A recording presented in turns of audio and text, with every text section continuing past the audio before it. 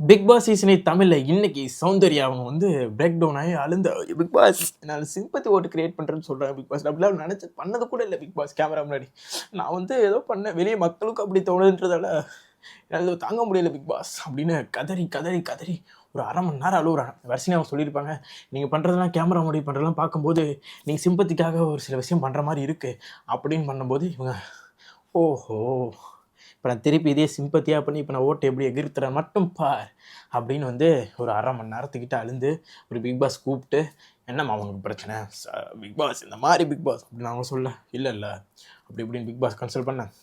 ஃபைனலாக வந்து அவங்களோட சிம்பத்தி மீண்டும் ஒரு இதாக மாறி இருக்குன்றது எனக்கு சந்தேகம் கிடையாது. இவங்க வந்து ரியலாக இருந்தாங்களா ரியலாக இல்லைன்றது பிரச்சனை இல்லை.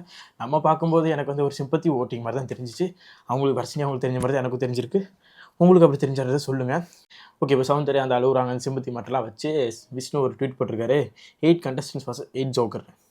அவர் போகிறதுக்கு முன்னாடி கொஞ்சம் யோசிச்சிருக்கலாம். அவர் போன சீசனுக்குள்ளே வரும்போது அவர் என்னென்னலாம் பண்ணார், அவர் எந்த மாதிரி விஷயங்கள்லாம் பண்ணார், இப்போது வந்து சௌந்தர்யாக்காக எந்த மாதிரி குரூப்பிசம்லாம் வச்சு பிஆர் ஒர்க் வந்து வெளியே பண்ணிகிட்டு இருக்காரு, ஒரு டீம் ஒர்க்கே நடந்துகிட்ருக்கு பிஆர் ஒர்க்குன்றதெல்லாம் மனசில் வச்சுட்டு அந்த ட்வீட்டை போட்டிருக்கலாம். அதுக்கப்புறம் இன்னொரு விஷயம் அவரே ஒரு இன்டர்வியூவில் வந்து சொல்லியிருப்பாரு, அது நான் அந்த வீடியோவில் கிளிப்பில் போடுறேன் பாருங்கள்.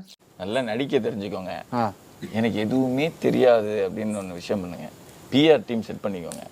ஓகேயா, அதாவது ஒருத்தர் உங்களை பெருசாக பேசி மற்றவங்க எல்லாம் டவுன் பண்ணுற அளவுக்கு பண்ணிக்கோங்க. இது மாதிரி பண்ணிட்டாலும் நீ வின் பண்ணிடலாம்.